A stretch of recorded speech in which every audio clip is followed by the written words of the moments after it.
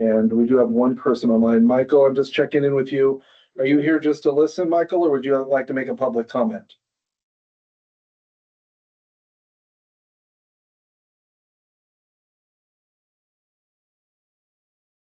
The answer to your question. That could be the answer. So we do have one person online, but they are not responding, so I assume they're not looking to make a public comment. So They might have just turned on their mic. they could. We can try again. Michael, we're just checking in. You're checking in online to our board meeting. We're just wondering if you're looking to make a public comment or if you're just looking to listen in tonight. Why don't we just call to order and we'll. I do know the Aquatics Foundation is trying to send people to listen into the meeting, so Michael could be attached to All it. right, so we'll officially call this SWPRD Park and Recreation District monthly meeting to order on April 15th, 2026. It is 6:01. Sounds like we do not have anybody for public comment. We do not. The financial report. Okay. Pretty straightforward month. Let me start the slideshow. Thank you for your patience on this. Carrie was on vacation last week, so and also when the board meeting on the 15th, we often don't get the reports from Highland County till late anyway. So revenue shows a little bit of a dip from what we had budgeted, but as you see from the note there, the difference between the revenue and the budget actual will increase through the course of the year, partly due to certified amounts being lower than what we budgeted. In other words, what we're actually getting versus what we budgeted. And estimating when the property tax comes in, but largely due to delinquency, most likely. Presumably, we collect that amount over the next few years, but the biggest hit will be the first year of the levy. So it's first year of the levy, the numbers kind of settle in, so that's where you're seeing a little bit of a deficit there, but not too significant. Property taxes they're due by the end of this month. Yes. Yeah. And as part of this, and Carrie reminded me to say this, and remind me, she told me to, which was good. Which was the property tax of like $8,000, is it? Is this part not the property tax, excuse me, the taxes that we need to pay, the quarterly taxes, not the property tax, the quarterly taxes, as we get into this report, are not in your vouchers, but I will say it now because I'll forget it. Yes. They're not in your vouchers to approve tonight, but we do have to pay them by the end of the month. So it's about $8,000. It's just more of an FYI. We'll approve a voucher next month. Yeah, just because the timing of how things come. Is that always around that same amount then, when you say quarterly? $8,000? Yeah. It Just for my own education, that's one. generally, except in August or July, sorry, when we pay the all of the Department of Revenue, the excise tax, all of that on all of the summer programs, that one's usually up higher. Yeah, but that's state. What we were talking about is county. No, Separate I did. I did. I did a Sorry. pivot because I was so afraid when Carrie asked me to mention that I wouldn't mention it. Okay. I had to get it out. I should just wrote it down. But the expenditures are good, and so overall we're still in the black through the first 3 months of the year. The fund balances are solid. You'll see that little $15,000 capital reserve fund is still there. We have the rope structure that we're replacing on order, still waiting for it to come in. Should be in ideally over the next few weeks. So that number will disappear at some point as we spent that money down for that. But the other numbers are pretty stable and consistent from the last few months. Nothing exciting. The construction fund is, you can see the far right columns are starting to pivot a lot more. This number will change drastically next month as we add the $12 million in and it shoots up.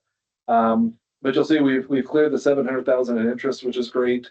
And we spent about half of what we have as far as the original 15. So we're in really stable shape with that extra 12. It'll be a while before we have to get that LTGO, and we really should have a really good feel for what that real number is. So hopefully we put 3.7 million down for that LTGO. We're hoping for lower, considerably lower is what we're hoping. So then our contingency fund, which is a lot of still in really good shape.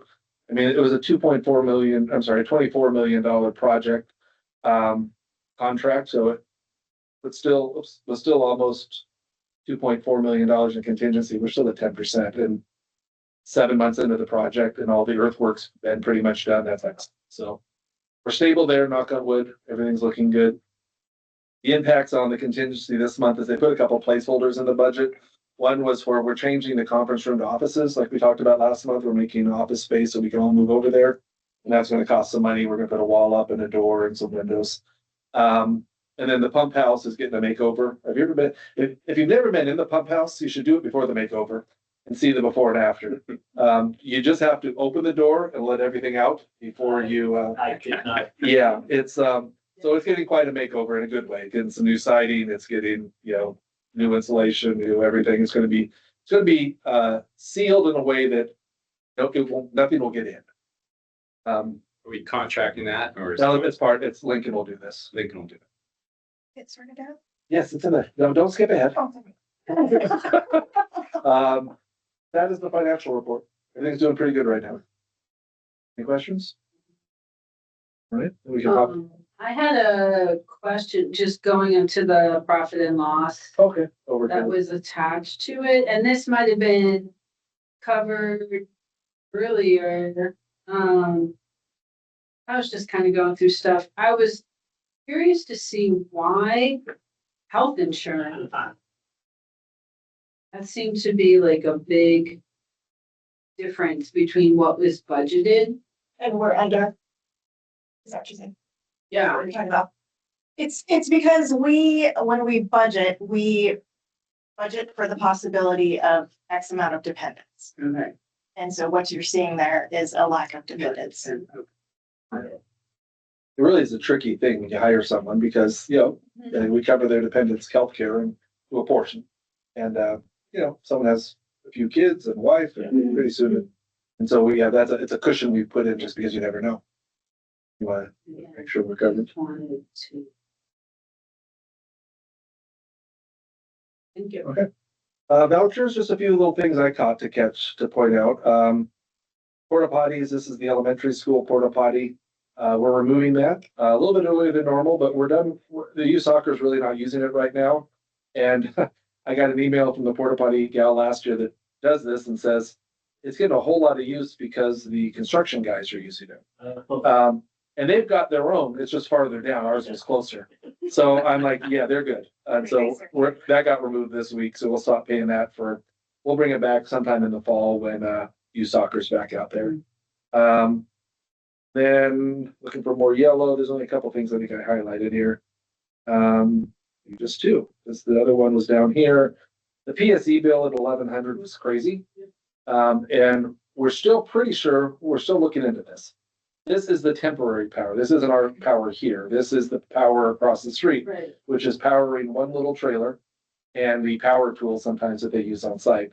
Every bill before this month was, I think, an estimate, right? It wasn't they didn't give us like a firm number. Am I right on that? It was weird. It was like 1 month, it was like, very little. it was, $10 or So $14. we believe this is just catch up from the last 4 or 5 months. But they're having a hard time getting a hard answer from them. They said, I think their answer was wait till next month and see what it is next month. So we paid it because we didn't want to be delinquent, but we're still looking into this to figure out that this is legitimate because the bill said February 20th to March 20th or whatever. And I'm like, well, if it is catch up, then the bill should say it's catch up. It shouldn't say it's a month. So we're still working on this. This is out of the construction fund. It is part of the construction thing, but $1,100 is, for a trailer and a few power tools.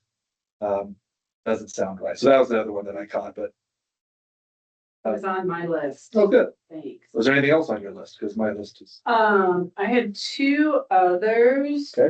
One, there was a pile of rock. Yes. Was that for? It's from Morley and Sons. Yeah. A lot of it was trail work. Some of it might have been supporting up at the pickleball project, but I think, and I wish Tom was here to confirm that, but Okay. I know they did a lot of gravel up in, like, if you enter Max Walton right now, they graveled that up. Okay, so that was trail. Yeah. Cause also I noticed back in the PNL that we spent less on trails than we budgeted. Right. So it was just kind of. Yeah, they were catching up. So, Yes, some things are a little bit skewed on, I was saying the roads and trails and, oh, there was another one that was kind of fertilizer. And that has to do with me estimating based on last year, what time he typically purchases these things and it just being off that schedule. and Tom has tried to do, he's trying to make it as pretty as he can in these parks right now. So he's done a lot of little projects like the entranceway stuff and things like that, just because I think he feels like he needs to control something to make it, because so much of the park has been so out of control, which in a good way. I mean, it's progress, but it's his beautiful park in progress. So anyways. Anything else? I think the bang for your buck, on things like Crust Rock is huge though. You know, if you're walking those trails all the time, Yeah. or you're going So through a nice. muddy entrance to something, Yeah. that's well worth it. Yeah. That was, something else. The problem, it was just a question. Oh, something about the campgrounds. Payment, That, yeah, the mortgage payment, yeah, basically. it's just biannual. That's- Yeah, we pay it twice a year. It's less than it would have been in the past, because of a kind of a refinancing sort of, re-rating, I guess. And so it would have been 14,000, I think, before, but now it's whatever, 10,000 something. Yeah. Welcome. Okay. There's no other questions, then You have a chance to read the minutes. Discussion on the minutes? Come on. oh, there's motion verbiage on your thing. I forgot it last month. Do you remember this time? If we want to approve the consent agenda, that would be You've the got a time. voucher list on here twice, but I would assume that Well, we've now conquered. You know, the voucher list is just part of the consent agenda. It's just that and really, the word list shouldn't be there. It should just be vouchers. Hey, well, I would entertain a motion. I move to approve the consent agenda. I will second that. Okay, it's been moved and seconded to approve the consent agenda. All those in favor, say aye. Krista, I. Jake, I. Eric, aye. And the agenda is passed. All right. Staff report. Okay. Well, as you can see, the current activity guide is out. Looks great. Sky put a boatload of work into that. So kudos to him and a lot of good feedback so far. And registrations are open for almost everything now. A few things aren't open quite yet, but for the most part, they're open and things are going good. Guy also reported out that he's never seen the sports field as busy as they are right now. He says between Little League and soccer and the Ultimate Group, and he goes, all the years he's been here, he goes, I've never seen so much use. So that's great, particularly with all the construction going on. It hasn't impacted that. And Sky does a great job managing the groups because there's a lot of moving pieces. And so kudos to him. And to that end, Sky will be gone most of next week. He'll be at the WRPA conference down in Tacoma. Sky, because of his great personality and his competency, sometimes we forget just how new he is at the field of recreation. So it's be great for him to spend a few days down there going to classes and doing trainings and getting some new ideas, particularly as we're bringing those back into a center where those new ideas are going to need, he'll be able to, it's going to be good. And the classes he's going to look great. And Is this the first time that he's going? I think so. I think so. I don't know, but I think so.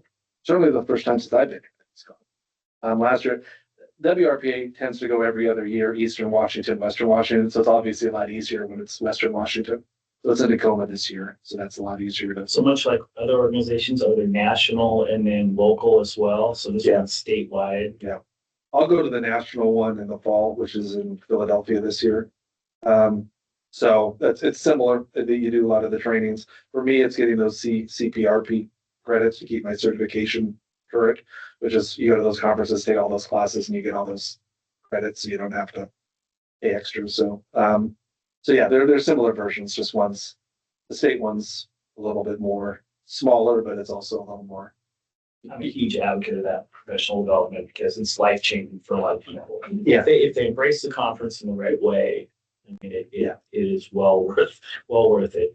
Yeah, and the trainings were really usually pretty high quality because you can pick the real interest ones. Like when I went to Atlanta a couple of years ago, it was aquatic ones. I went to the ones about, just how to learn.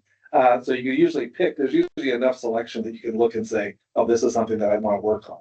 You know, so anyway, so he'll have a great time and looking forward to next month he can give a report out as to all the great stuff he learned.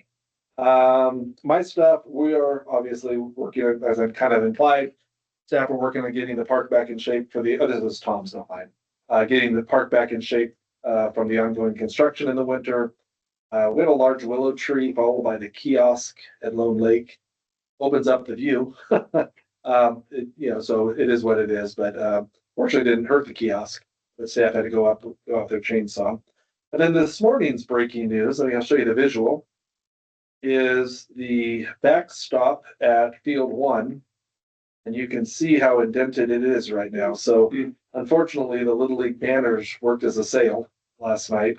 And in that crazy wind, that's really crazy wind. I mean, yes, there's a lot of banners, I get that, but there's also gaps between them. For that wind to be that strong, you can see down here where, let me see if I can scroll down here, oops, where it just bent. It's almost like it just hit here and it just bent it out. So I haven't got an update, but McBride was supposed to be out today to see if they could straighten it a little bit, get us a price for putting a new post in. Probably will wait till after Little League. The big thing with McBride is I just wanted them to tell me that it's stable because some of the connections up top seem loose and you certainly don't want anything falling. So they were going to come and just inspect it for us. Little League was aware of it because they We're were not busy at all. yeah. That's the only fence that blew down on the island. Yeah. Ours is the biggest. And then Jim from Little League was in today and he's great, the president. And I said, yeah, so we need to move those banners down and just get them lower and just so the wind. It was a weird windstorm for April, check, but let's just lower them. It's a decent amount of damage to our fence there. So Which way did that willow tree fall? Fall right in the launch or? it fell right, yeah, Right onto the sign. yeah. Right on the side. Could hit that way. That's a good sized tree. Yeah, it was, but it's a good sized sign, so it kind of. It's a sign held its own. My stuff, we met with the Parks and Aquatics Foundation a couple weeks ago to talk about the third grade swim program. Just an update. I mean, our hope is that this can happen in 27, but I did let them know that it may be too much to get that launched with everything else the aquatics manager is going to be asked to do, which they, weren't thrilled with. And I didn't say we couldn't do it in 27. I said, you just got to be ready. And they said they would make a plan to at least do third grade vouchers for everybody in 27 if they had to. Because they are planning to do some sort of voucher system for homeschool, private school, those other third graders. So they do have a system in place for that, but we'll see. I mean, really, once we get the aquatics manager on and they start putting their stuff together, we'll have a better idea as what they can handle. We've narrowed our new registration system selection down to one. The company called RecDesk. They gave us a 30-day program to go in and practice on a dummy site so we can kind of see what it's like. My experience so far has been real positive. It's going to be quite an upgrade, I think, from what we have now. Assuming staff are still pleased, then we'll look at putting a training plan together over the next few months with the goal of going live on their version on September 1st. Give us plenty of time. That's about the time we're going to start hiring new people, so everyone's getting trained on the new system. They also have one of the feedbacks on the reference calls I did on this was their extensive library of training videos was wonderful. Like you could just go in and find a video on what you needed to learn and didn't have to spend time on hold waiting for someone. So that was a selling point for me because you're gonna have a lot of staff turnover, so you want resources. That will be the one system for everything at the aquatic center as well at like just everything. One-stop shop. Okay. It's gonna do everything. And the good news, obviously, staff have successfully worked with the Davidson Pacifica Law to secure the remaining $12 million of bond sales. That was a journey, but we did it. And as with a lot of stuff we're doing now, we got a wonderful team, and the team at DA Davidson Pacifica Law were very great to work with. Money was deposited with the county on April 9th. So the next step will be the LTGO, but we have plenty of time to figure that out. And like I said, our goal is to get as small a LTGO as possible. So What are you thinking in terms of timing on that? I was initially thinking end of the year, but I mean, if I look now and say it's April and we've only spent half of the 15, now we got another 12. I mean, the contract with Lincoln ends at the end of February, early March, right around there. That's where the 24 should be gone because they're not going to leave money on the table. So some of this will expedite a little quicker. But then some of that money is also stuff that we're gonna purchase after February, right? FF&Es and stuff like that. So I still think that probably end of the year, first part of the year, I just really want the number to be as accurate as possible. You don't want to get too much, you don't want to get too little. But at the same time, you know, at some point, I don't want to be doing this in March when we're trying to open the building. So we'll balance that when we get a little farther, but right now we're flush, so that's good. And and I know this, we'll discuss some of this a little later on the agenda, but just overall, how was the staff retreat? Oh, yeah, I didn't bring that up, did I? I thought it was excellent. We had a whole day of just, a lot, even what we're talking about tonight is some of this stuff. We're trying to get our heads around the little stuff and start popping some of the little bubbles of what we're gonna need to do to get them out of the way. And trying to put a plan together to see, so that it's not overwhelming, because really when fall hits, and we start bringing people on and it starts to become very real and, all of a sudden we're months away from this grand opening and then the grand opening, we then have to run it, right? And all this other stuff, so it's gonna get really insanely busy. I don't think our busy time has hit us yet. I think that's gonna be busy time. So the staff retreat gave us a great chance to say, let's look at some of the items, and we'll be bringing some of those to you. One of the big topics is, should we be cashless? I mean, because there's a lot of pros and cons to both sides of that discussion. And so there's all these kind of things that we just need to slow down and talk about, because when fall hits and then winter and then spring, we're not gonna have time to sit back and chat about what kind of bench quality do you want? And, all these things that we can talk about right now that are kind of minor, but, let's, the more of these things we can kind of get done with, the better. So the retreat, I thought, was a really good chance just to spend a day away from the phones, away from all the other stuff, and let's just talk about what do we need to talk about? Let's put a calendar of what needs to be done. So anyways, what do you think? It was great. I felt like we were scratching the surface of Yeah. so much and, adding to our list of what we need to figure out as we went along. It was a good starting point. It was nice to be focused. It was good. And the staff just really communicate well together too. It's a good communication staff, which helps. Because at first you're like, can you spend 8 hours doing this? But really, we could have spent more time. I mean, by 4:30 or whatever we were done, it's like, all right, we're done, but we scratched the surface. So it was good. Thank you for asking. I should have reported out on that last month. That's our staff report. Any committee meeting? Reports, anybody? I have nothing either. Did you talk about school stuff? We Was that last are time? still in the waiting game. Oh, the ILA. Yeah, the superintendent asked us to wait till June or July Okay. because they want to get some other stuff done before they engage this conversation. Okay. So we said that worked for us. Talking benches. And again, there's a few topics on the agenda tonight that are, I call them like 10,000-foot topics. They're not topics that we need decisions on. I just thought it'd be nice to get some input as what you guys think. Last month, we started the conversation on benches. And just as kind of a reminder, this was kind of the locations. This is our front entrance. And then one kind of in the parking lot, one kind of overseeing the back corner, which would oversee the park. It's a nice view. And last month I brought to you a cement version, a couple of them, but this was one of the 2 cement versions you like better. Advantages, it's solid, not going anywhere, no one's gonna steal it. Expensive, relatively, but again, it's a one-time cost ideally. Eric had shared a different version, which is more of a Trex version, much lighter, much cheaper, cost-wise. Also pretty sturdy, I think. Securing it to the ground is a challenge that we could It's already figure out. secured. I said that as well. Is that secured to the ground? Okay, so we'd have to figure out how to secure it to the ground. If I could, that is a testament to durability, because that is in the athletic entrance to the high school, middle school. And it's been there for 5 or 6 years now.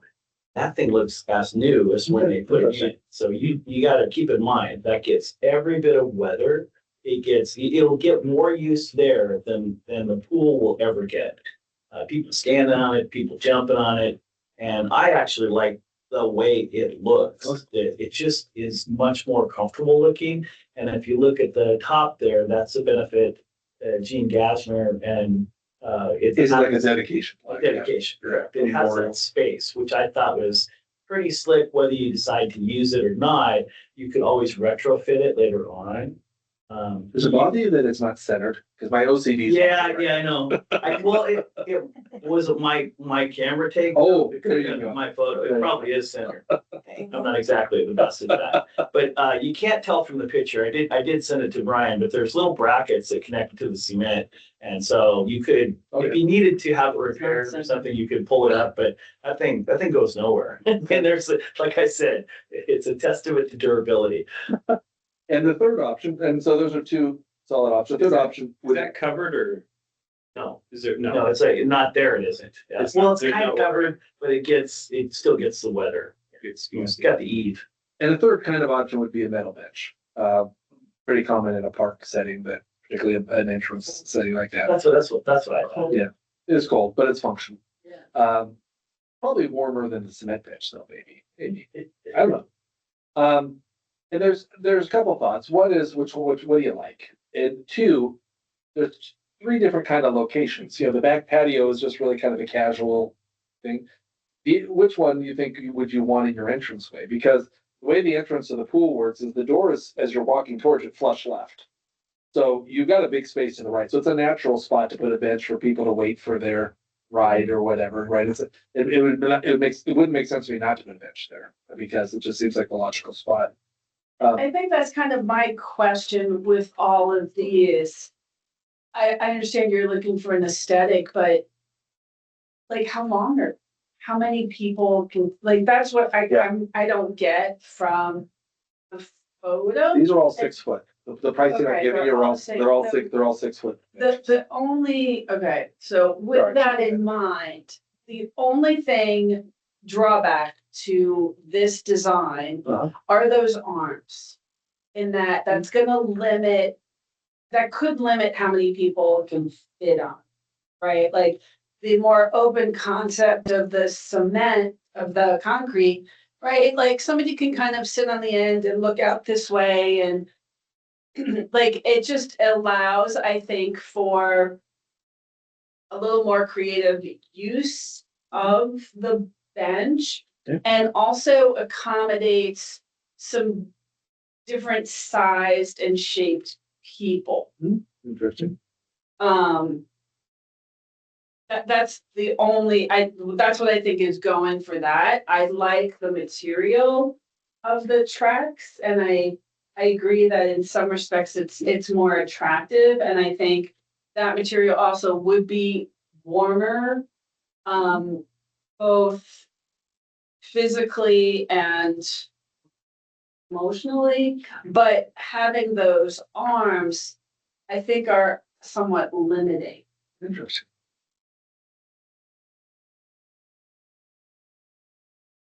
I've already said enough, but I'm an advocate of that. I think it looks so much more comfortable and so much nicer curb appeal than the monolithic look. And I get it, Chris. I totally understand why people would be sitting on the end. Once again, I would say, you've got 200-pound kids bouncing up and down on this thing and it's not going anywhere. So they're literally climbing all over it all the time.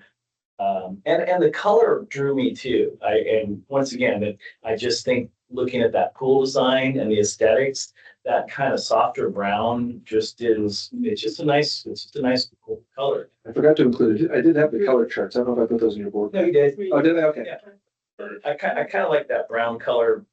I saw the other colors that you included as well. But Well, in a park where things get dirty, brown might be better than like a white. the other thing I thought about, to Chris's point, if you needed to, because I assume we're trying to get the same bench for all 3 spots. Maybe. The front entrance to me is a different thing than the side benches necessarily. Okay. In my opinion, I think the front entrance, the front bench is the bench that everyone sees as they come into your center.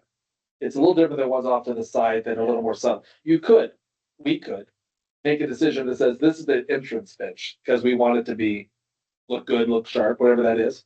And the other benches, we don't care about how they look as much. I mean, they don't have to be the same, or they could be the same.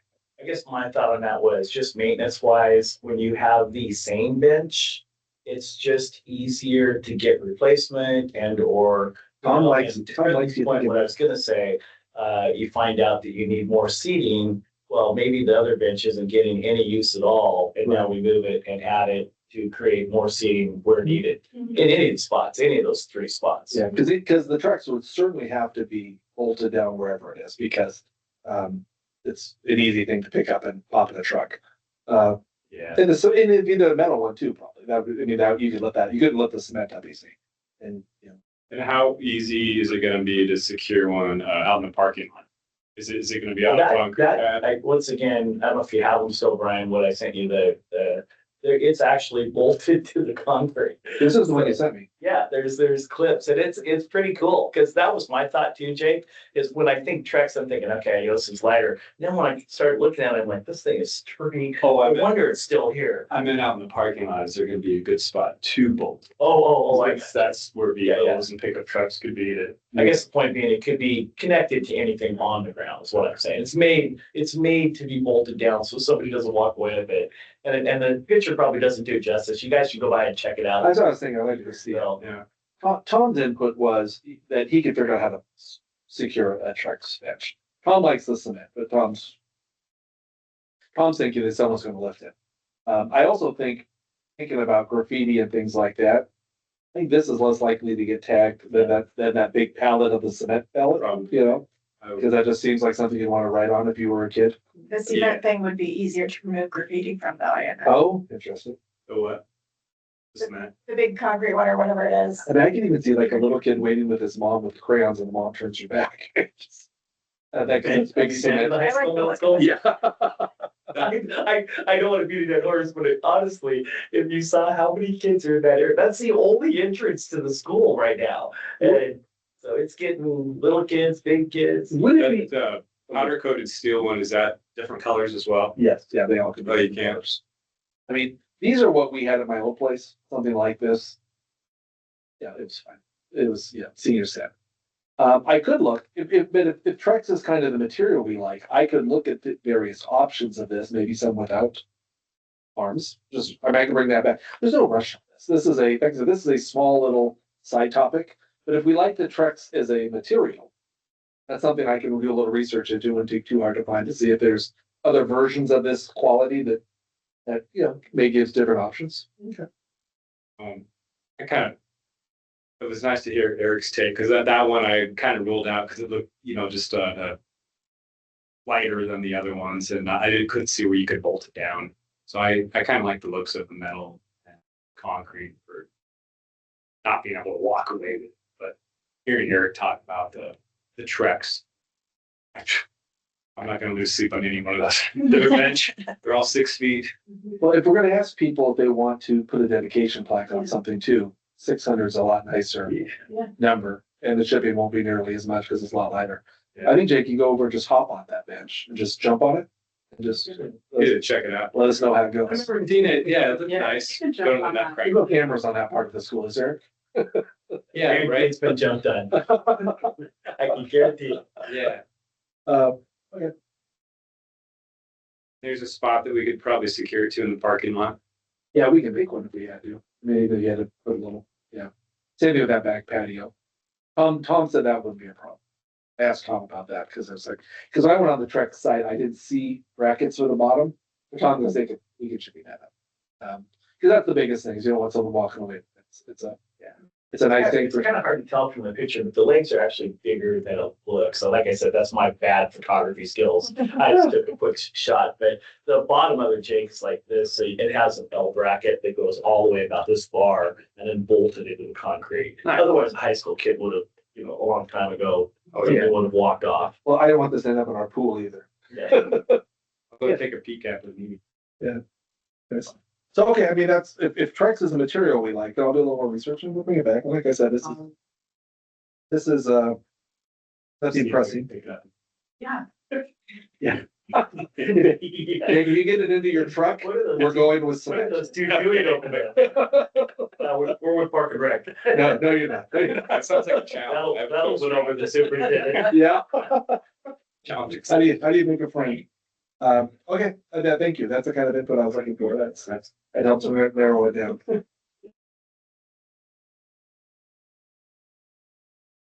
All right, we're ready for comprehensive Yep. program update. Interesting things here, a few more things to talk about. This is the updated picture of the front of the building, by the way. You can't, it doesn't have a great view, but I asked for an updated rendering because the people at the foundation are going back to the market to raise money this summer for scholarships. And they had asked for an updated version. So really similar to what you've seen before. It's just it's blue more than green. So and some of the other little things, but nothing much. Lakes, we mentioned the willow tree that's down. Another significant issue we're having right now, I have not got an update unfortunately, is what's happening at Deer Lake. This is the dock at Deer Lake, the old one. There should be a pin here. You see on this one how there's a pin? Where did it go? Someone took it. I don't know why. Is that literally one Seriously? giant pin that goes Yes. to the whole thing? Yeah. Wow. And it holds the dock together. So right now, the dock is separated. That's a big safety issue. Fish and Wildlife have been notified. I asked if he wants to put a sign out there. Oh my, Yeah, so I need to get an update. I'm not gonna update today from them. I meant to call Derek and not Derek, Rob, and I didn't. But the dock just needs to go. It's just really in bad shape. It needs to go before someone gets hurt. And I know it's not ours to remove. They know that. We've offered to help with our assistance of our staff and whatever we can do. I understand the value of that as a swimming area in the summer, but at this time, that dock is just. it can still be a swimming area. Yes, The dock it can. needs to go. The dock needs to go. So they know that, they've been notified. Go get it, guys.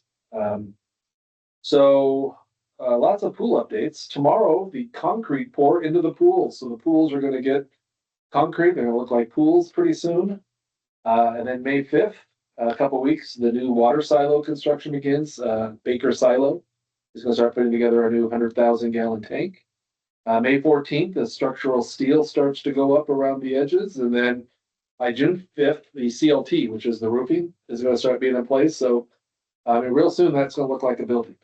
I did talk to the contractor about security, now that's their liability, it's their site, but I said, he was talking about like drug addicts that he's had to chase out of his sites in the past. I said, your issue here is gonna be bored kids, Yeah, and that's gonna look like a picnic shelter to them real quick. yeah. So until you get the walls up and secured, because at some point they'll have the walls up and plywood blocking things out. I'd be real, and they'll put cameras up so that if anything that goes on, they'll have visuals up. But I said, my concern is when you start putting that roof and the walls up, that becomes a really interesting nuisance. So he's aware, and like I said, it's their liability, but I just want to make sure there's nothing that would delay anything with any kind of vandalism or kids being kids. It's Carrie, a little bit of a spoiler, but no, that's all right. Good news, very good news. The well is working. This was a 3-day project that took them 6 weeks to do, literally. They didn't charge any extra for it because they, to their word, they said that they took a job to do the job, and this estimated how long it would take. This company did not give up. They will be our well company till the end of time. I was so impressed with their persistence. Honestly, weeks earlier, had they come to us and said, we can't do it, I would have believed them. It's 3 or 4 weeks into a 3-day job. I thought they'd made a good enough effort. But they got it fixed. It's working. We're testing it for the next month just to watch, but fill the tank, empty the tank. They're doing everything they need to do to make it work. So that's huge. The groundwork people are now doing water testing on the lines, seeing if there's any holes or any leaks along the way that they got to patch. So really good news there, because that could have been, we really were preparing ourselves to have to dig another well, and that would have been a long. Because they just kept getting more and more sand. Yeah, it just weren't getting enough, they weren't getting enough pressure out of it. It was coming out at like 30, 40 gallons a minute. It needs to be at least 120. It got up like 160 recently, so it's really flowing. So just great news, and not having to deal with the permits of getting a new well and the cost. And Probably more volume now. yeah, it's flowing, and it's everything we needed. So we're thrilled. What's the name of that company? JK Welling, JK Wells, JK something. really impressive. As impressed as I've been with the company in a while, just, they were committed to getting the job done, so. Thankful to them. There's an interesting conversation that came up today, because anything in red is a reminder of something that was not in your board packet, so it's a new topic. We were talking about how the new aquatic center is going to be the center of the Parks and Rec department now. We are now moving our office out of here to there. And we are going to be offering non-aquatic programs there. Pilates, senior drop-in programs, different things. And should the word "and" be in that title? Because what got brought to my attention today, that right now it reads like it's an aquatic center, aquatic recreation center. The word recreation kind of flows in. Should we add the word "and" after the word aquatics, so that if I'm approaching that building to sign up for soccer or to sign up for pickleball or something that isn't aquatics, it's clear to me that it's an aquatics and recreation center. Like there's two things going on here, because it's not just an aquatic center now, it's the center of our Parks and Rec department. So anyways, for discussion, the thought was, I don't know if that was something the board decided, or if that was just a conversation. I don't know where, We talked extensively about that. not with me.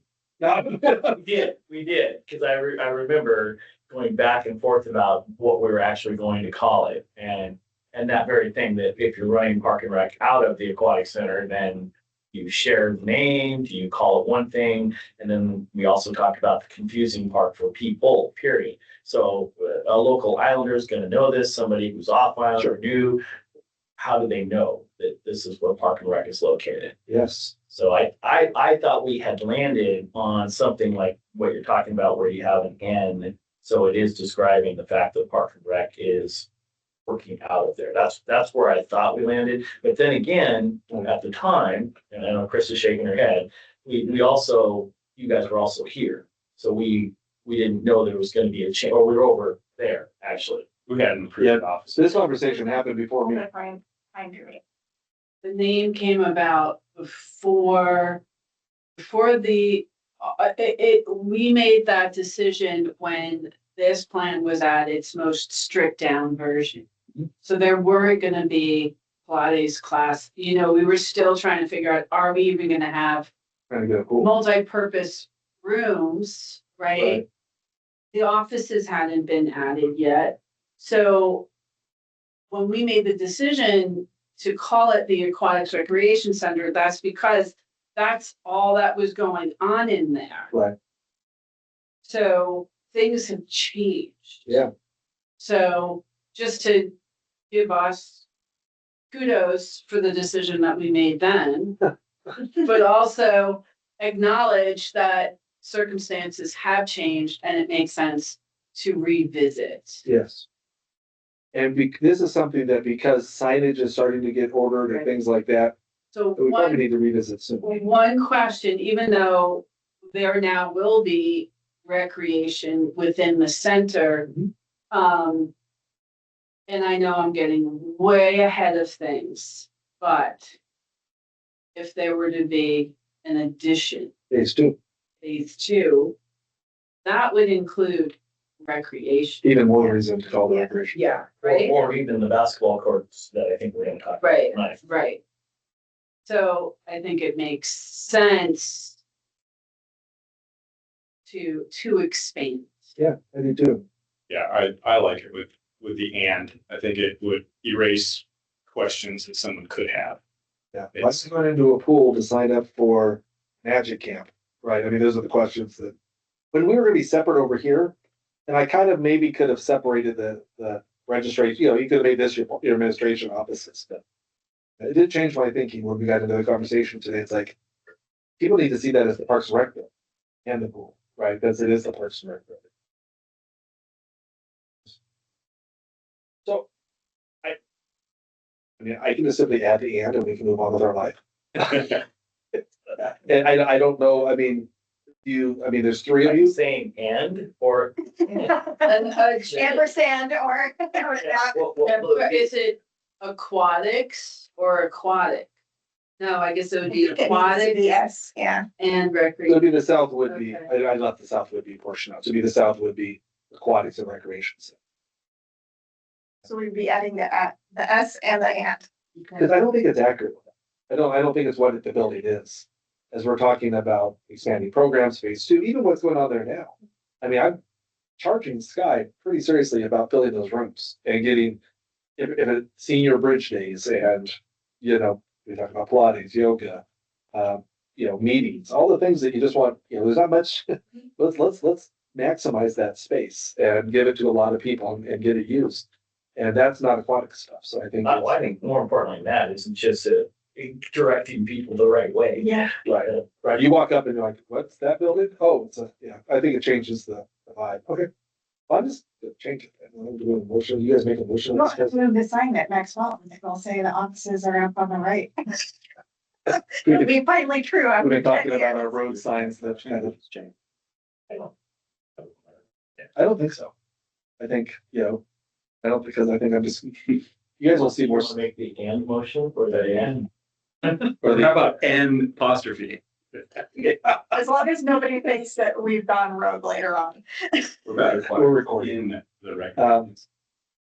Anybody is paying attention? Well, and I might, to that end, just to include Jennifer and Matt, I may just send an email out confirming, just one of the things that came out of the meeting tonight, just as a highlight of that, because I think that's worth the. Done with this, I just want to point one thing out on the benches. Oh, yeah. I noticed that Trex is listed at 59.5 inches, so not 6 feet.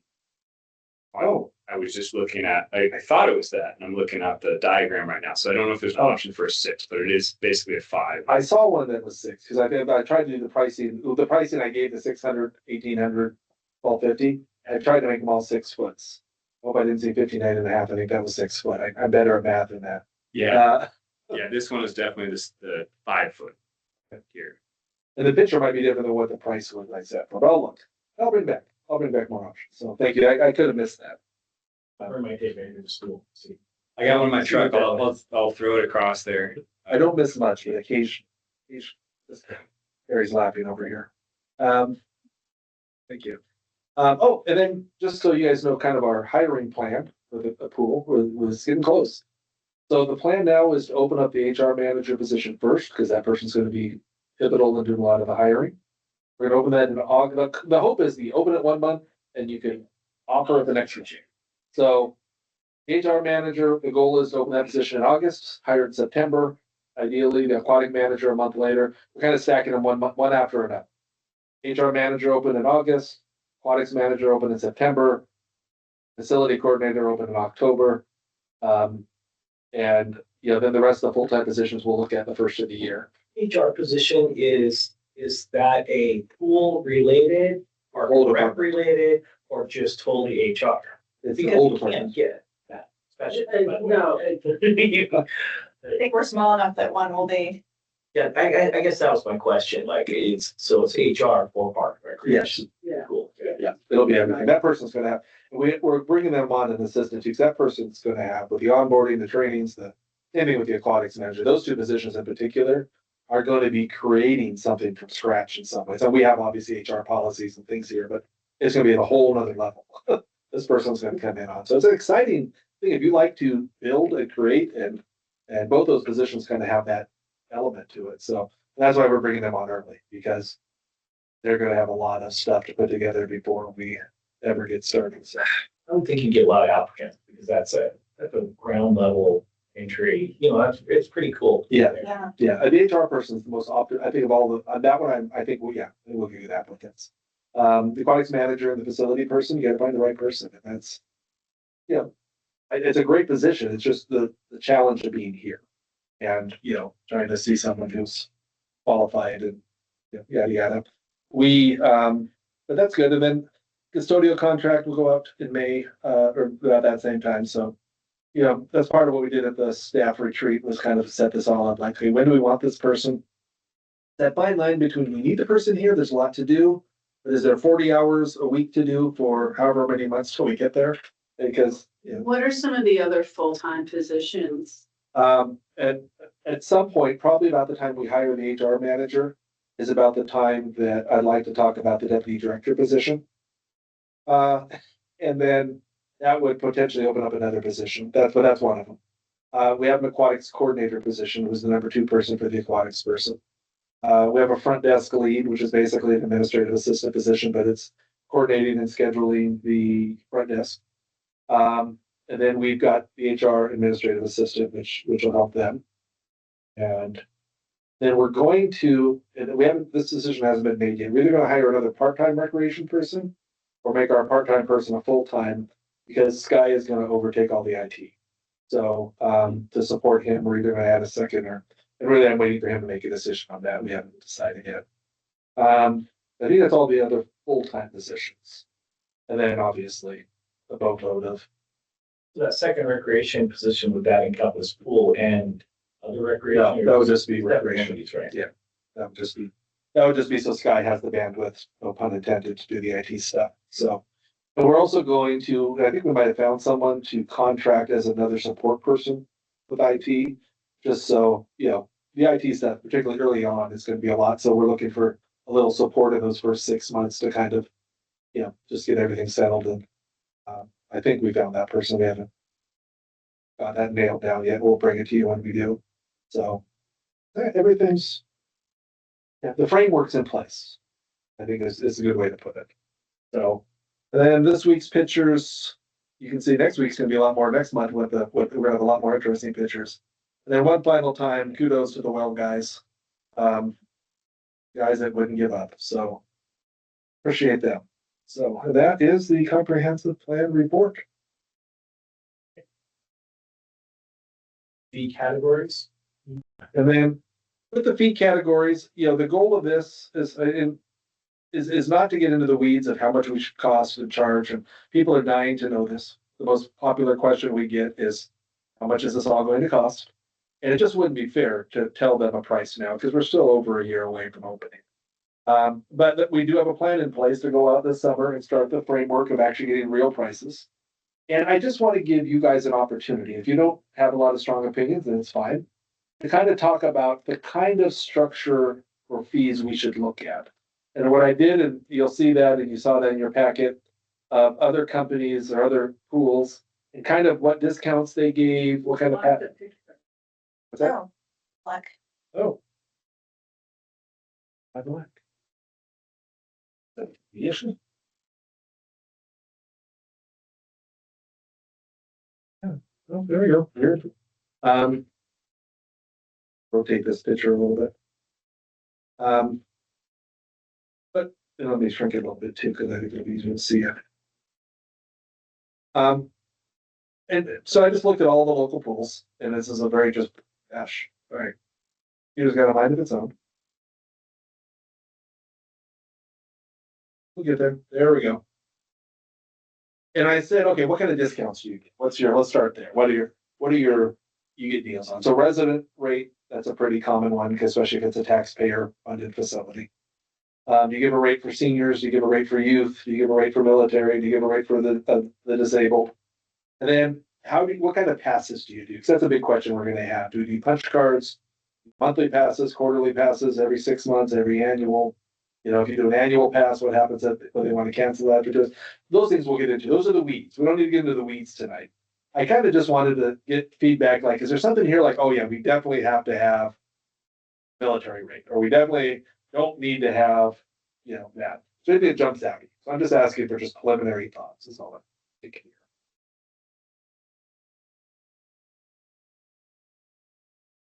I think definitely a resident. I think because of our location as senior is also kind of where we're. Right.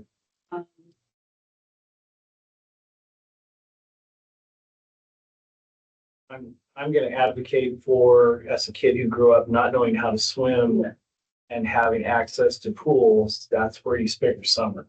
So I know all too well that the majority of students that we have, they go to Deer Lake. That's why I'm always advocating for Deer Lake and simple things like having that access, that dock, albeit all destroyed. Every kid jumping off that dock, that's where they spend their time. So in some way, shape, or form, allowing kids who don't have the means to to financially pull it off. And we have a good chunk of that in our school system right now, to be able to swim. Right. And the foundation is gonna help with that. Foundation is committed to helping those kids through scholarships. And I think that part's great. I guess where I'm going with it though is your kid that doesn't know that, you know what I mean, and wants access to the pool. Right. And I understand that the Yeah. foundation can monetarily do that, but just making it clear that it's available for them. Maybe having things like a set family night, or maybe it's free on a Friday night, or something, or once a month or something like that, where families could come in with their kids and not pay or something like that. I've seen that a couple places too, where, or a teen night, or it's been a long time since I've done a teen night. I used to do this all the time. It makes me tired thinking about it. But we have those cool benches they can jump on. It'll be fun. Okay, interesting. I really like the punch cards too. In addition, I agree with both the commissioners, but punch cards, I really like that too. And then you know, maybe a friend or a spouse can share it together. That's one of the things that I'm researching punch cards is how do they do just that? Can you hand your punch card to a neighbor? I mean, you paid for it, so it is what it is. But And I think some of that, might actually take care of the monthly, quarterly issue. Because I think there should definitely be an annual. There should be some sort of incentive for making an annual commitment to the center. Right. But that, in terms of like monthly, quarterly, who would be using that and why? Snowbird, Right. I think a punch card could take care of that. A punch card could take care of that snowbird. It could take care of the people who have a weekend house. right? As well as if somebody is training for a triathlon and they just want pool time for a certain amount of time. Like, I don't know if we need so many options. Yeah, I agree. And a punch card might take care of that monthly, quarterly option. Okay. And just keep it simpler. Or maybe there are two different punch cards. Maybe there's a 10 punch card and there's a 20 or a 30 or And the whatever, punch card, 25, you You know. have clarity. The punch card would be part of the system. It wouldn't be a piece of paper. It'd be Right. something that when you came in, you scanned it, it would Yeah. count you down. Yeah. So, because that's it. No one's gonna lose. So again, instead of having punch cards and monthly and Too many is a lot. quarterly, and it's just, Be good or bad. And it depends on how you see it. The thing that monthly does is it brings you in revenue streams and people will forget about it. Now that's bad. You don't want to take advantage of people, obviously. But some people won't care. It's their way of supporting the pool. well, And the same thing with those punch cards. I believe that you can put some sort of expiration You can. date on them. certainly can. It's not like a gift certificate where you, Right, where That's a good it's point. not allowed. So, that's good. Yeah, so maybe that's also how to balance, that what I like to call the health club model of, you know, you pay for it, it's up to you to use it. or yeah, we all have subscriptions that we forget about. It's like, I've been paying for Hulu for 8 months. It's like, oh yeah, forgot to cancel. You know, those are the kind of things. And there's two sides to that. On one hand, you certainly don't want to take advantage, you know what people, these are, for the most part, this community is unique in that we'll do a resident rate. And the resident rate's gonna cover probably 95% of our usage, right? Because most people are gonna be from, maybe in the summer it might be a little lower, but, okay, good. The tutorial part of me, when I hear punch card, I always think discount as well. Maybe that's just me, but Oh. maybe it's related to golf and other Yeah. things, but there is a certain selling point of that, right? Yeah, That, exactly. you're thinking, oh, if I get the punch card, that's different than a monthly rate in your mind. I just believe it's a I think that's a good point. I just think the punch card, you control what you use. So Right. if I'm sick for 2 weeks, I'm going to New York for a couple of weeks, whatever the issue is, as long as I stay within the 6-month frame, whatever I have to use it, I'm controlling the usage. I'm only paying for what I use. Right. From a customer standpoint, that's good. Now, that's not really good for a revenue making source. But I mean, we're not here primarily to make money. We gotta make money, but I mean, that's not, we're not trying to gouge our public, right? We're trying to give them So I think, I would prefer, if I was buying this, I'd prefer a punch card. Yeah. Because I would prefer, okay, I'm only gonna come 5 times this month. I might come 30 times next month, but I'm only come 5. The other thing, this population is accustomed to punch cards and controlling their usage Interesting. through the ferries. Oh, The yes. ferry passes, right? That 20 use ferry pass. We all do And it they expire, and they expire. which, yeah, So although they are, I think as of this month, they've extended that expiration period by 1 month. Oh, good. there we go. So that has changed a little bit. But I'm just saying, like, we're all used to that kind of system. I think it's fair to the consumer. You got, So thinking about, we're talking about SWPRD fees, pool usage, essentially. it's now, wow. I hear it. What? I'm thinking mostly of the residents fee and how would that apply or not apply to other recreation programs? Because a lot of the places extend that to other recreation Sure. programs. Yeah, if you sign up for a class, there's residence rates and non-residence rates. Yeah, I guess you can take it one by one. And do we do anything? We do, nothing there. well, we do shelters and fields. I mean, Oh, that's true. we do those as residents and non-residents and nonprofits and for-profits. Those things. And, I think you give me some good things to kind of focus on, because now our goal is, we haven't set the dates yet, is to kind of as a staff team to go visit 3 or 4 of the key pools and actually set appointments to sit down with their team to talk about, Tom to talk about facilities, Carrie to talk about the business and the operations, me too. And then, just to talk about, to ask these kind of questions. Do you do punch cards? How does it work? What drives you crazy? How do you handle when someone says, I've only used 5 punches, I want my refund? All those little, Right. With You the have a next monthly, questions. quarterly, annual, why, yes, and who uses it? yes. And And do you like it? is that community similar to our community, or is it a totally different kind of community? Yeah. And going to the front desk, people say, if you could change something, because those are the people that have to implement this. Or what do you get the most complaints about? Those are another good question. Yeah. What are the people that are, What's not what working? frustrates your public? Okay, yeah, that's really good. Did we talk, I think, if we wanted to have like a family pass too? Another interesting. Oh, That's yeah. incorporating, a discount because they're with a couple kiddos. or Yeah. couple Parents. And what's the limit on that family pass? And how do I know it's your family? I mean, is it a family? We actually did have that conversation. I didn't put, that's a good reminder. Because I don't know if we did, maybe it was me and Sky, but we're talking about, okay, should it be a family pass with a limit? So that you're not the neighborhood mom with 8 kids? I mean, it becomes that. But if the goal is Well, to I get the assume you kids don't in the mean pool. the neighborhood mom with 8 kids, because the neighborhood mom with 8 kids is having trouble getting all those kids into activity. Yeah. I mean, honestly. I met the neighborhood mom who takes the 8 kids from the 8 Yeah, different no, houses. that's what I. meant, not the mom that just happens to have 8 kids. Yeah. But I agree with you 1,000%. I want this to be a family, kid-friendly pool. And whatever we can do to get the kids into that pool, we're promoting to learn to swim. Got to give them a chance to practice the skill. So whatever we can do, and when we get into the actual rates this fall, probably, when I bring back actual numbers, that's things we can talk about. Are there things do we want to offer a family night once a month, or do we want to offer everyone swims for a buck night or something like that? So there's still a buy-in, and we also have to figure out how we do liability. You bring your neighbor kid. How do we get, he doesn't have a liability.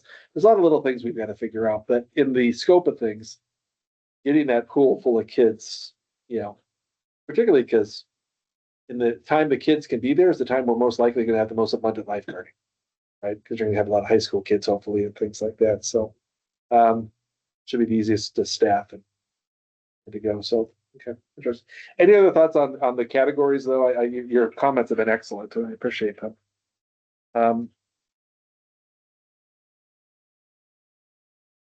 We can move on. Where's William Shore? William Shore is the one out of Port Angeles. Okay.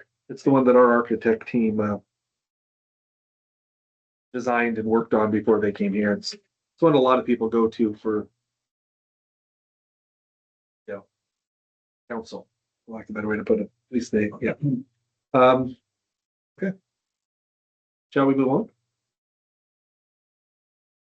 I'll just say one other thing. I see a number of them where under 2 or under 3 is free. Yes, I think that is terrific. well, because they're coming with their mom, and that's another discussion we'll have. It creates the culture of water early. Yes, If they start that young, that going with my mom Yeah, to the it's pool, fine. or it grows from there. yes, I 1,000% agree. And if you're a young mom with a kid or two that's that age, he's spending a lot of money now. Yeah, yes, I agree. I've 1,000%. been going to the pool with my nephew since he was 6 months. And it makes a difference. So, and you notice that of all these categories, I kind of said how many have this option. 7 of 7. It's the only one that had a youth discount or a youth deal like that. So that was the only one that had a perfect score. So these pools have noticed that too.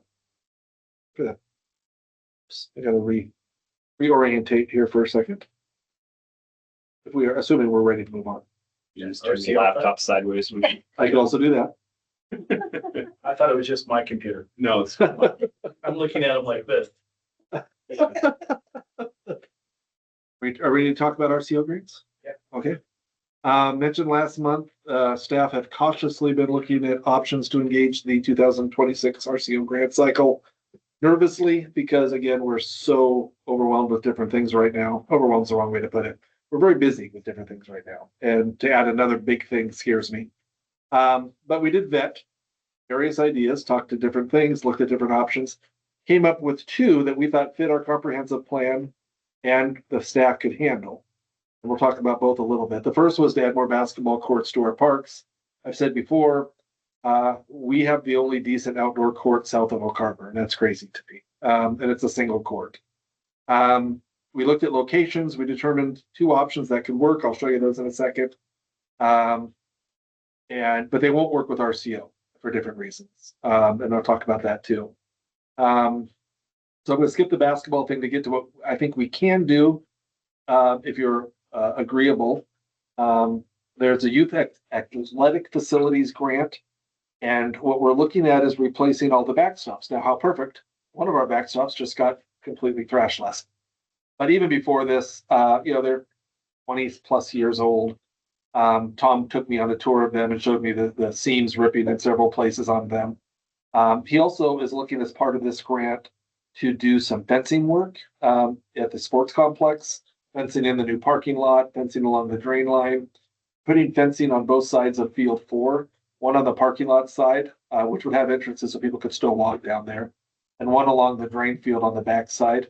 So it would catch balls that went down that way. It would also, it was just as extra options. So, Under this. yes, while we're talking about youth athletic facilities, you say, well, where else would fencing work? Because if you're going to go for a grant, you want as well think about everything that could possibly work. So we had McBride out and just to get some preliminary quotes to see what we're looking at. To do just the backstops in today's pricing was a little under 89,000. As you can see, we had them give the fencing along the pickleball parking lot area, soccer field 4 entrance and parking lot. This came in at around 47,000. So rounding that up because a year or 2 from now, it's going to be more. It always is. So we figured the grant would be for around 150,000. That's pretty small, relatively. We would have to match 75, which I think we could do in a year or 2 through our capital fund. So it's it'd be a nice improvement to our park and to our baseball fields. It's the one that we think kind of fits what's available now through RCO. And from a bandwidth standpoint, it's not as complicated as other projects because it's more of a replacement for the most part. So we shouldn't have to deal with permitting and other things that we do when we do other bigger projects. But as our new policy states, when it comes to grants, this needs to be brought to the board and discussed and to get your permission to proceed if you think it's a good idea. Certainly not as, So the basketball courts are a completely separate entity is what you're talking about. yes, the basket, and I'll get into why, when we talk basketball courts in a few minutes here, I'll get into why they won't work with this RCO grant cycle. Because that was my first thought too, is that would be a nice So grant. you're looking for a motion to approve this. Yeah, so right now, the only RCO option we see on the table, and they're due in like 2 weeks. I mean, so the grant information is, so we're in a pretty short cycle here. We think the backstops are a good improvement to the parks at a good price point. And, you know, I hate to miss a grant cycle. And that's part of this. It's like, these come open every 2 years, and this seems like a nice, simple, low-hanging fruit that we could do within our staff. And The one that was just recently damaged, decide yes, what is the expected life of what we have. we could patch it. I mean, you start to see where the seams are, you start seeing some gaps in there. I mean, a few zip ties, you could make this last probably another 10, 15 years if you wanted to. It's just the quality of it. Kids throw baseballs into it, they hit baseballs into it. It's just the wear and tear. It's just older looking. It's more beat up. I should have brought you the pictures, and I apologize I didn't, because Tom, when we did our walkthrough, was taking pictures along the thing, and you can see the gaps in them now. It's just, they've got a lot of good use, and they continue to get a lot of good use. So And we have the bandwidth for the 75,000 matching. yes, we talked about it. Sure. Yeah, I think so. You're talking about you wouldn't have to do it in 27. You could do it in 28. So you're a couple of years out. This award, if we got it, we wouldn't get until June of 27. So we wouldn't be handed this anytime soon. We have what, 3 years? I think you have 3 years. So if we didn't feel we could get it done right in 27, we could push it off to 28. I mean, so there's not, and because this is a pretty simple thing, it's going out to bid, getting a fence company to do it, and signing the contract. It isn't like the other things where we have to do cultural resources and permitting and all the other stuff that goes with it. This should just simply be go out to bid, hire a contractor, get it done. So this should be a lot. That's why we felt this was something that would be an improvement without being a real burden on the staff team who's trying to learn how to run a pool. And taking advantage of the grant cycle. Yes, and taking advantage of the grant cycle, which, it isn't just doing something to do something. I mean, Tom came to me and said, these backstops need to be addressed eventually. And I'm like, oh, we're doing a grant cycle. And then I started doing some research if this would fit. And the match, we can come up with it, whether in 2027, Yeah. 2028. Are there any other maintenance items in our schedule that will be affected by this? Not necessarily. I don't think so.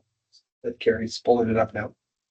And what is the purpose of the fencing around the pickleball, soccer, and the entrance? Yeah, there's the parking lot we're asphalting. We'll get to that soon. And so it's just putting a nicer fence around that. The soccer fields, it's more of a boundary just to kind of keep people, identifying kind of the boundary look. I think it'll look really good too. That black 4-foot fencing or so that we put in the park. It's a very subtle, look in the park, but it makes it look a lot crisper, a lot cleaner. Is that fencing you're talking about, then that's protecting the cars, I assume the parking Yes. areas? Yeah, so you're putting them in there, and then you put on the other side of the drain field. The other thing is if we put all this in the grant, and then when we get down to the nuts and bolts, decide, we don't really want to put a fence there. It isn't like we can't take that out. It isn't like we have, it's putting everything we think we want in there.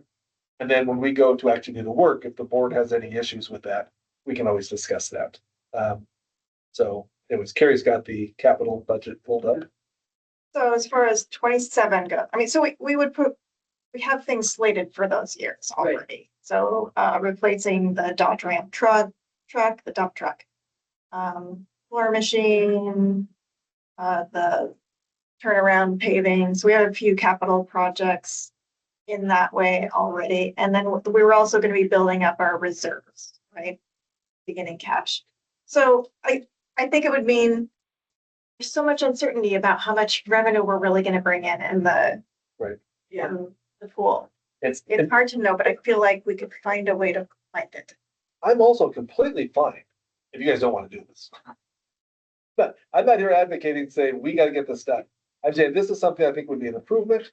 Fits within the grant cycle. I think it fits within our staff bandwidth. If that 75,000 becomes a hindrance, that you're like, in a world where we're not sure where our money's going to land, we may not want to commit to 75,000 that we may not want to spend. That's not unacceptable. When would we have to accept the award? If we. Yeah, Yeah, that's Yeah. kind of my next question. there's June of 27 is when it gets awarded. We could say no. Okay. You hate A little to, more information. but you also hate to go through this process and then be like, never mind, just kidding. But But we don't have to sign a letter of, we don't have to commit right now. At some point, you have to sign something that says you're willing to match, you have the matching funds, but that'd be down the line. Me, the backstop, yes, you need backstops and definitely about preventative maintenance. I can wrap my head around that. But besides from making like the pickleball and the soccer field look nice, does it make any hindrance? Because I mean, sometimes it's nice to just be able to walk to the field from wherever you are instead of worrying like, okay, there's a gate down there and there's a gate there. I mean, is there like you ever have balls flying out and hitting cars that would stop? That'd be part of the logic. That was part of the logic of doing that there and putting gaps, like you said, gates along the way so people can walk through. Again, like I said, if there's any hesitancy, like I said, I'm not, this is more work. And not that and that's not a bad thing. If it's worth getting, then let's get it. But if there's hesitancies, then I want to vet those too, because we don't want to run around with our head cut off and, if it isn't something that you guys think is a good idea. You seem a little hesitant, but maybe that's just me. My only hesitant was bandwidth and just, knowing what's coming down the pipe. Right. I'm more concerned on the revenue, 75,000. and I know it's not a tremendous amount of money, but 75,000, that's my hesitancy. And also no one knows if we'd actually get it. Right. Well, we can do all this for nothing. We know that it's So- not a guarantee. As long as you have a little time, Mhm. That we can get the center open at least, and then maybe have a little more clarity. We wouldn't have too much time. You're talking about I know, June, I know. July of 27, it'd be a month or two of the pool being open. And it might involve making choices between our current plan of equipment replacement. Right. How do you feel? I really, like I said, staff are not making a recommendation, or staff are making an offer of this could be a path forward. And whatever you guys feel comfortable with, we will do. Is it about the same amount of work if you were to just do the baseball backstops versus everything, the whole package? It's the same, yeah, it's just writing it up differently. It's not And when it came to it, if we just wanted to do the backstops, decided we didn't want to do the rest, then we just take part of the grant. We just use the part that covered that. I think it makes sense just to, if we go forward to do the grant application for all of it, We have Yeah. options.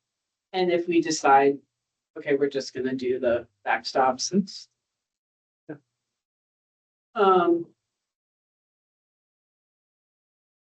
We ask, revisit it next meeting and hope Jennifer and Matt. Can't, 2 weeks. Oh, let's do April 30th. Yeah, I'll have to write it up the next couple weeks. No pressure, but the three of you have to make the decision. yeah. Back in our old policy, I would just do it or not do it. And I'll entertain the motion. Yeah, I'm on the fence. Good, Jake. I could go either way on this. If you feel strong. And you have the bandwidth to get this application Oh. in the next 2 weeks? we'll get it done.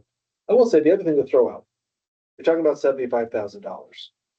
So $75,000 that we'd have to spend is about what the backstops would cost if we were just paying them out of our own pocket.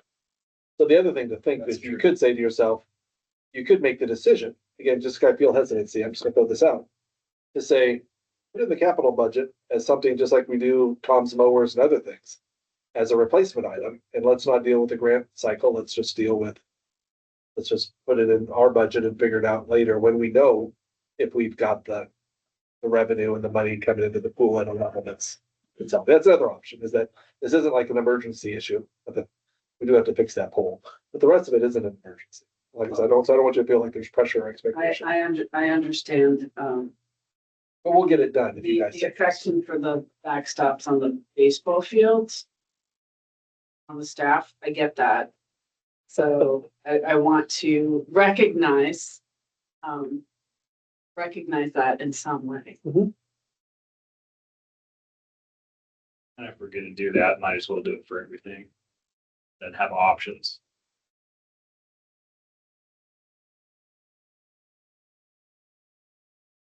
This is becoming the most interesting thing we've ever voted on. It's, That's what you think. I know, you two have got a really clear vibe by now. Pragmatic about it. This can go Okay, either way. and not, this decision has absolutely no bearing on basketball courts at all. At all. Even that $75,000 that we might allocate in 2028 or 2029, if we decide to just add it to our Okay. capital expenditures. So just about. Because choice, right? That's an interesting question. Particularly the basketball courts, I'm gonna take a little sneak preview, up at the pickleball courts. If we decided to do that, could be something that we want to spend more money on next year as an additive service to we're going to be asphalting the roadway. One of our capital projects next year that I think we have to do is asphalting from Max Welton up to Tom's shop. That road's been pretty beat up with all the trenches and things like that. And my thought now is to add an alternative item onto that asphalt, do the basketball court up at the pickleball court, as an option for you guys to consider. That would take more money, and if we were, We would need a bigger match for that. well, that wouldn't be a grant, that would just be us paying for it. Okay, So my point is that would cost more money. And so if you're asking, would spending $75,000 next year on the backstops be an issue? That could potentially have an impact. I don't see it as a major impact, but it could have an impact. kind of feeling like, can we have McBride fix what happened today? Can we buy some zip ties and keep those and And put it in the capital budget for a future year. yeah, and I know it hurts to let a grant cycle go by, but we have been saying that we were gonna let this grant cycle go by. I'm the problem, and I understand that, is that I just goes against my nature to give up without vetting this. But that was the plan, It was the plan not to do anything this cycle, and I'm contradicting and it's okay if we stay the course. the plate's full, if that's what you're saying. Carrie and I find a way to fill our day. You can come up with a plan. And we're sticking with the plan. I hadn't thought about it that way, but that's not untrue. It's not untrue. And as a person who's written about 30 grants, right? Yeah, I understand you're paying because you think to yourself, okay, someone else isn't gonna do this. This is an opportunity. But the fact of the matching part of it, that's the thing. That's real money. I don't know. I'm feeling a sense of hesitancy in all three of us, so that probably tells you more, Brad. okay. And that's fair, but we will, without a motion needed, add this into our capital plans for sometime in the next few years as a $90,000. Yes, I'm just making note of it in Yeah. our budget notes, so. yeah, okay, So- thank you. That's, I want it noted that, that is gonna be it's an item we need to do. an So item, the refurbishment of of the For the back. backstops. and the other stuff. Let's talk the back. I think the other things were more like, because we were gonna do a grant. I Yeah, think that's- let's just make sure the backstops are Yeah. taken care of. I can't really wrap my head around the other stuff as much as backs.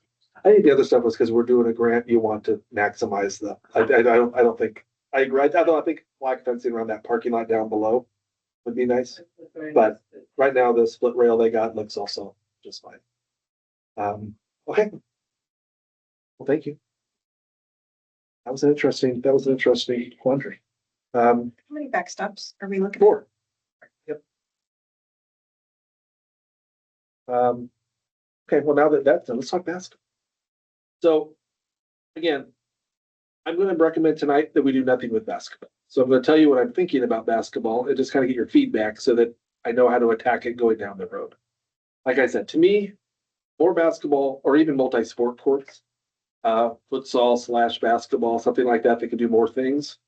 So is an opportunity in this community to, when I see people playing into this little 8-foot court here just because there's no other place to play. So our first thought was the pickleball courts. And you see, after a lot of discussion with the architect and with Tom and Sky, we all talked about it. We talked about putting courts to the west of the pickleball court. So this is the pickleball courts. To the left would be the woods are over here. Your bathrooms and parking lot are up to the right, just to give you a little bit of bearing. Okay, so that's going towards the woods. Yeah, the woods are off to the left of the picture.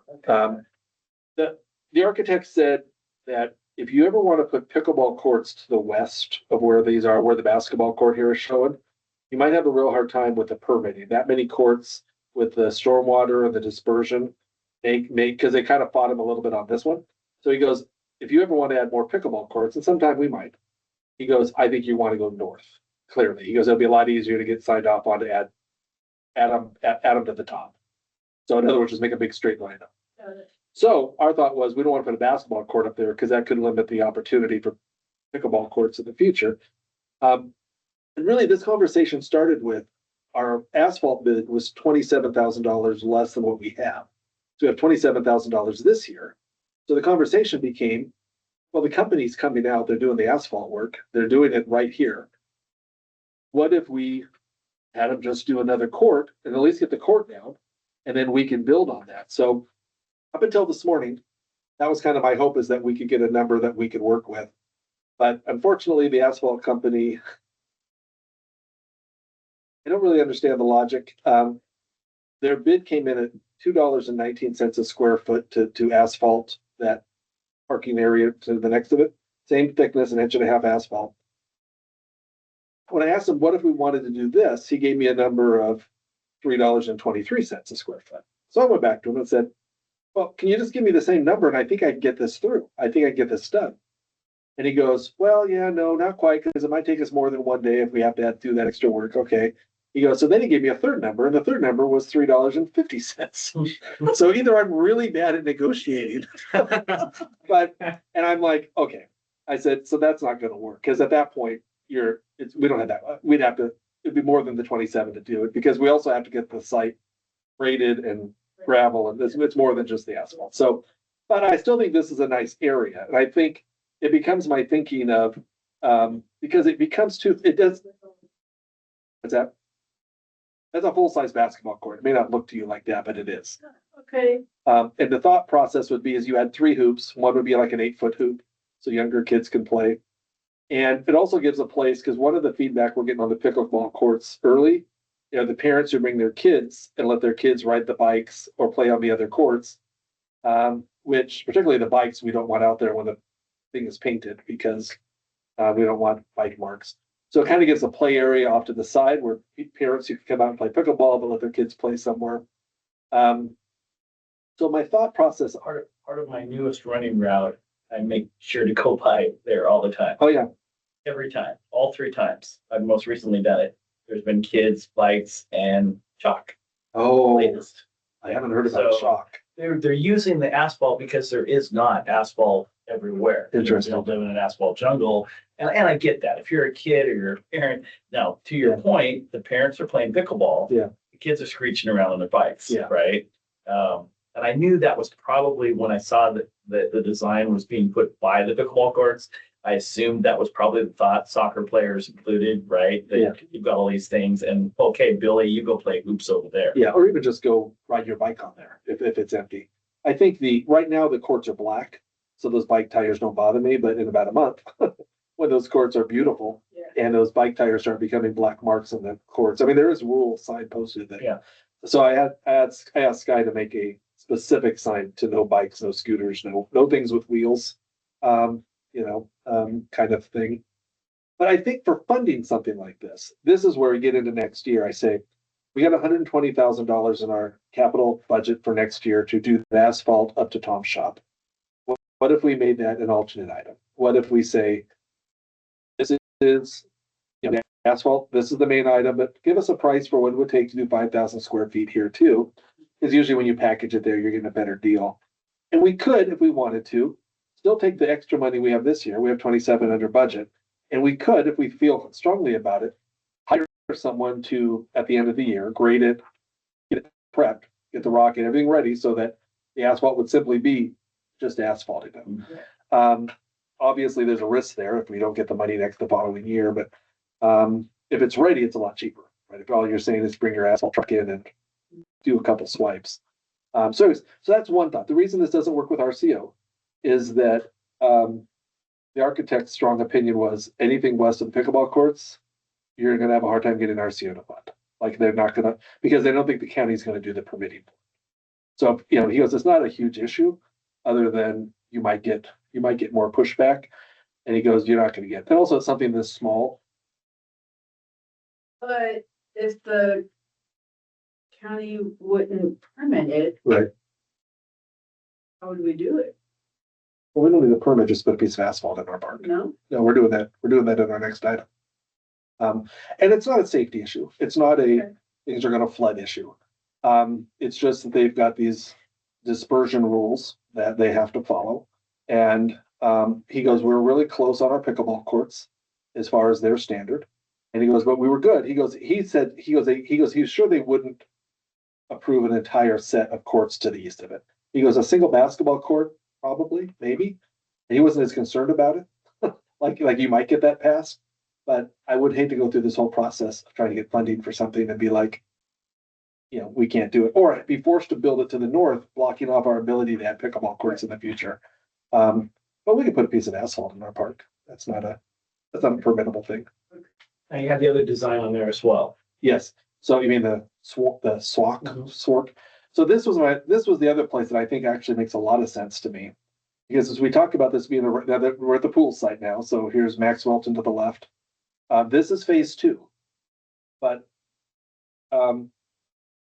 if you want this to be a recreation center, put in some sports courts here, basketball, futsal, whatever.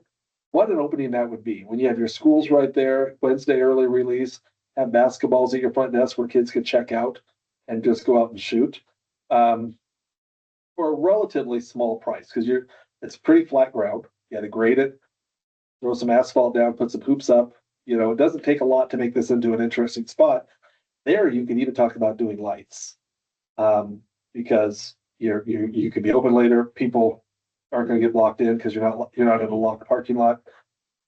To me, this is the reason you can't do RCO on this is because if ever there was a phase 2, you'd have to reimburse the grant because RCO won't fund something that you're going to tear out.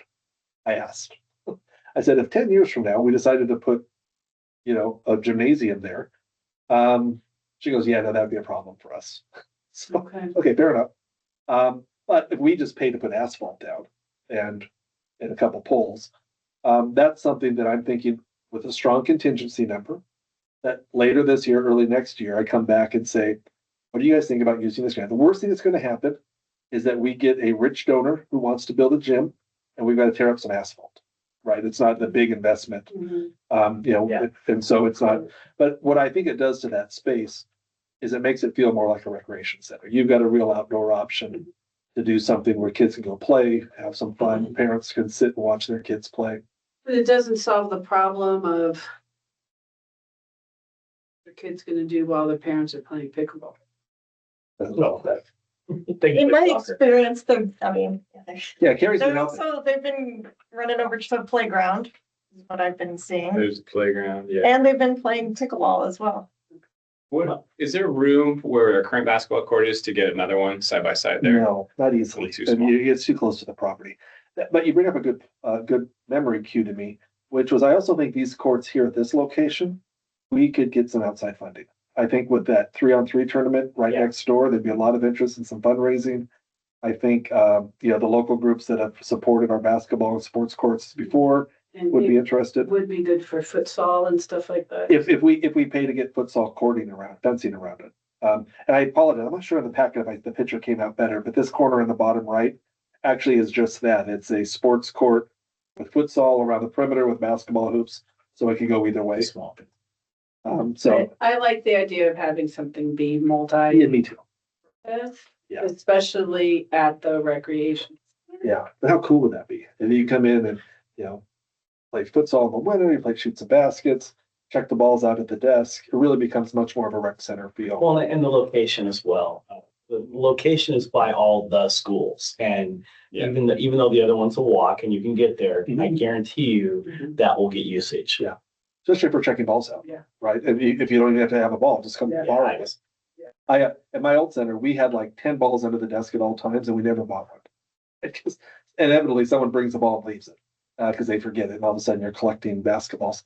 But this is an idea I'm really excited about. I think we'll see what the budget is at the end of the year. I think that really could be a real nice enhancement out there. And I like both ideas. The pickleball one is more of a multifunctional, helps with the parents, does give us more options, but this to me is a real nice. I'm a basketball guy, but this isn't coming from a basketball standpoint. It's coming from the teacher standpoint of knowing my clientele. And there are a ton of kids who want to immediately after school to get their ball and they go. The block for them right now is that court's used all the time. And if you're a younger kid, you're like, Yeah. high school guys are out there. And so this is it's one of those huge community things that I'm a big advocate of it Yeah. for the expense and the fact that you're already making it flat. Yeah. So phase 2 comes along, okay, so be it. Tear up some It's asphalt. practically ready to go. Me and my daughter have passed by this community park many times with basketball in our hands. All right, we'll do something else. Right? I mean, not always, but it's just, that's great. It's not always that busy, but there are times where. Well, yeah, and I think kind of on that too, if you're going to go to play basketball and you go to one side, oh, that court's taken, then you have to potentially drive to the other side unless you want to run through the woods. I like them both better on the same side of the park. Yeah. And then while I do think it's neat that maybe some kids can do something while their parents play pickleball, I wonder if those a little bit of different interest groups and like basketball can get pretty loud at times. And I don't know if that could be a help in one sense for a daycare for kids to play, but then also potential nuisance if say you have some really loud adults or something playing basketball next to pickleball. A big chunk of the clientele aren't basketball players either. They just want to go play some games. They want to shoot at the hoop. Yeah. They're not Where- on the basketball team. They just want to play Yeah. and go. I don't know how many times I've ever seen full court basketball going on. I'm sure Exactly. it does. But much more common I see like me and my daughter. Just a couple people, 2-3 people shooting. Interesting. So I'm excited about this. Like I said, let's make sure the budget supports it. But I think the idea is to bring a plan to you guys later in the year with something specific and be like, Fantastic. yeah, I think it's a lot of fun. And- So If they're both on the same side too, one might turn into, this game is a little more competitive. That side over there, the court right around the corner is a little more recreational or something. get options. I like that idea. Great feedback. Thank you. Doing that. All right, are we done? Ready for our last item? The cyber policy. Yes, We have to approve the asphalt contract. next to last item. Thank you. Sorry. I apologize. The agenda was backwards. When I went through my dry We're run talking on about the that. agenda, I realized that we can't approve the asphalt to make a decision on the basketball. And at that time, I thought we might have a decision to make on basketball. Apologies. Thank you, Krista. We know we went out to bid for the asphalt project. This is the asphalt that is taking asphalt up the driveway of Trustland Trails all the way up to the shed, doing some stump grinding to make it smooth again. It also is asphalting the parking lot down by the pickleball courts and then the road that leads up to that. And then finally, as an alternate that we would accept, it will do the pathway from the bathrooms down to the woods at the pickleball court. So that whole area will just look fresh and new. And then we'll probably end up striping that parking lot ourselves. We weren't sure we were going to stripe it, but right now, when it gets really busy down there, people are blocking the ADA spots and doing some other stuff because they just park where there's an open spot. And I think we need to define those spots so that that doesn't become an issue. But for this portion right now, we just need to approve the bid. As I said, and I sent in the packet, we budgeted 90,000. The bid from WRS, Western Refinery Services, came in a little under 63,000 with tax included. And I gave you the tabulation sheets for the other bids. And just to kind of show you the due diligence on that basketball court, the additional asphalt, and this is a typo, it was 19,000 for 5,000 square feet. Plus 13,000 was gonna be the site preparation, that's 32,000. That doesn't include hoops or poles, which would be another 3 or 4. It was gonna be almost $10,000 more than we had budgeted. It just wasn't, it didn't seem prudent it's okay is a good way to put it. It wasn't. So we are not recommending doing that. We are just recommending a motion to approve the, as you can see in the wording, approve me to enter into a contract with WRS for the WRF. WRS. I can, Got this.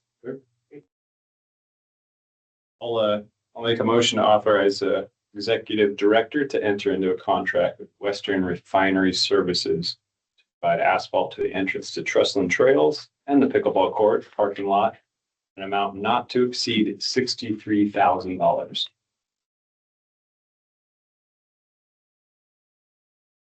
A second. Oh, yes, I second that. All right, a motion has been made to authorize the executive director to enter into a contract with Western Refinery Services to provide asphalt to the entrance of Trustland Trails, pickleball court, parking lot in an amount not to exceed $63,000. All those in favor of this motion signify by saying aye. Krista, I. Jake, I. Eric, aye. And the motion passes. All right, thank you.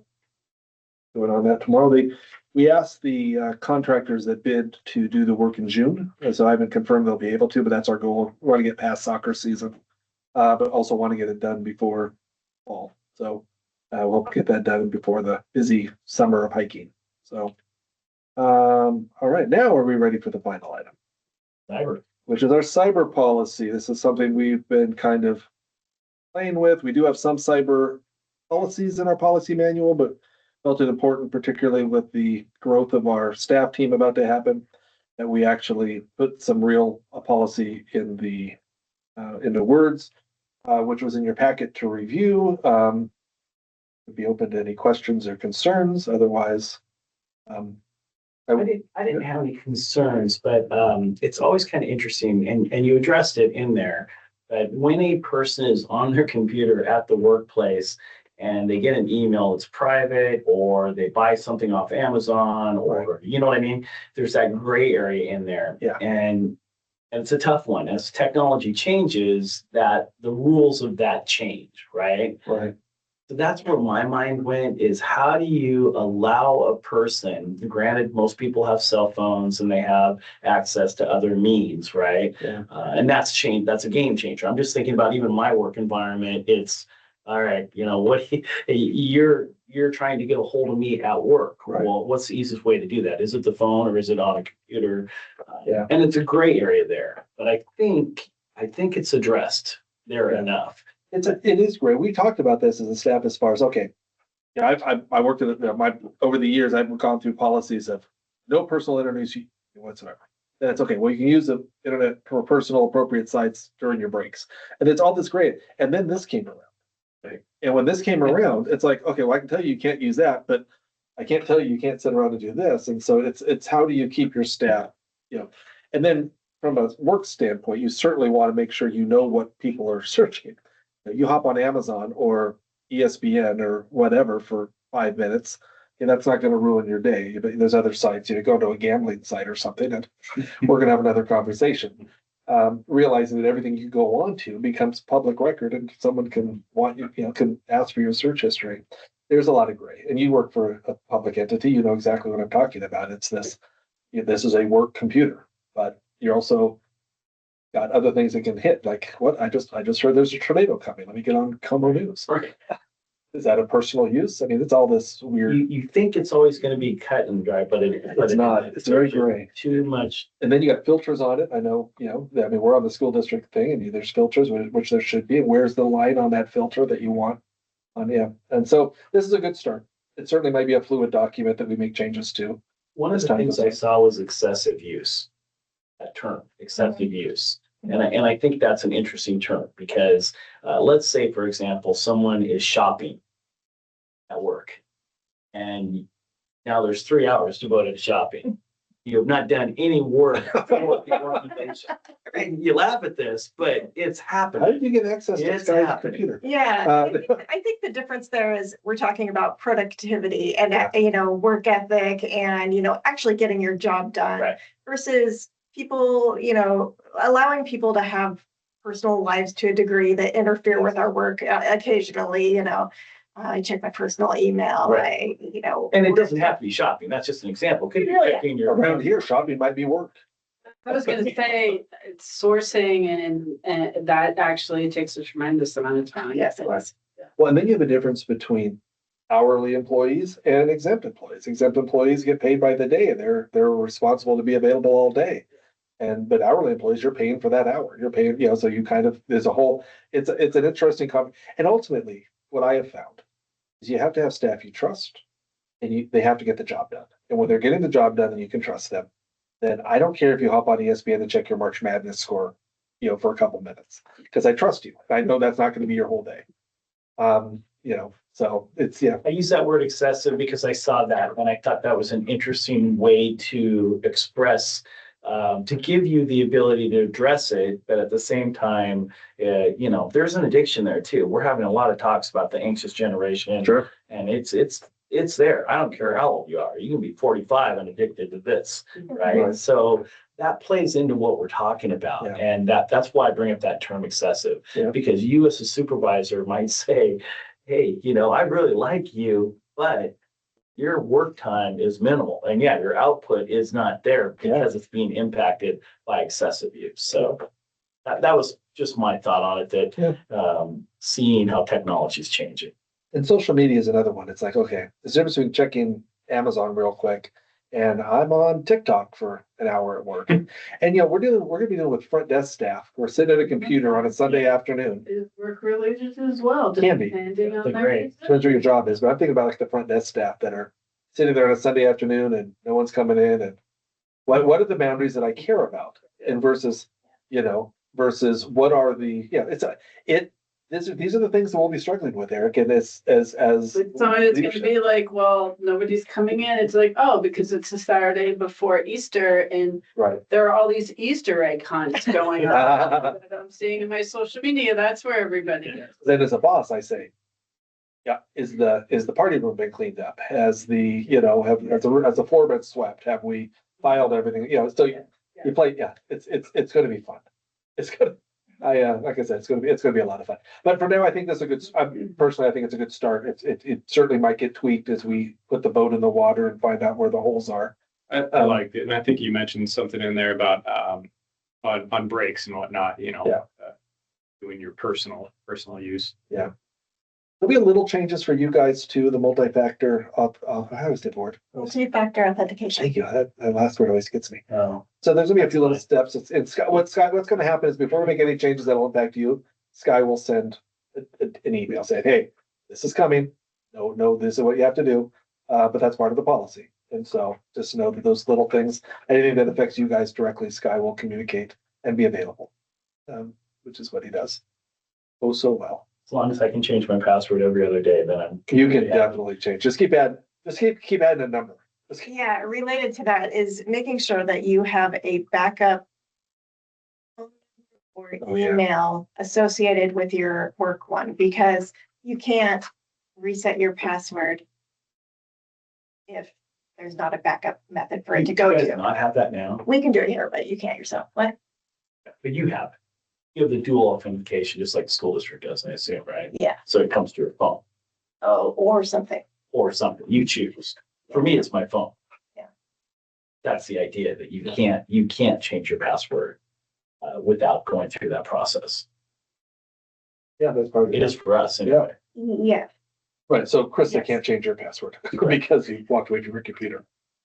Right, so, Unless it's up to cell phone right there too. yeah. Well, then you're just out of luck, so. So if there's no concerns, I would No, I love a motion balance. I thought it Read well. Thank you. I liked it. I make a motion to Thank you. approve the cyber policy as provided in the board packet. I'll second that. Okay, motion has been made to approve the cyber policy as it is stated in the board packet. All those in favor of approving that motion signify by saying aye. Krista, I. Jake, aye. Eric, aye. And the motion passes. Thank you. That is all I have.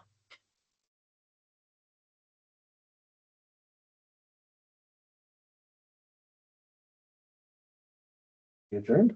And with that, we can adjourn the meeting at 7:50 PM. Stopping recording now.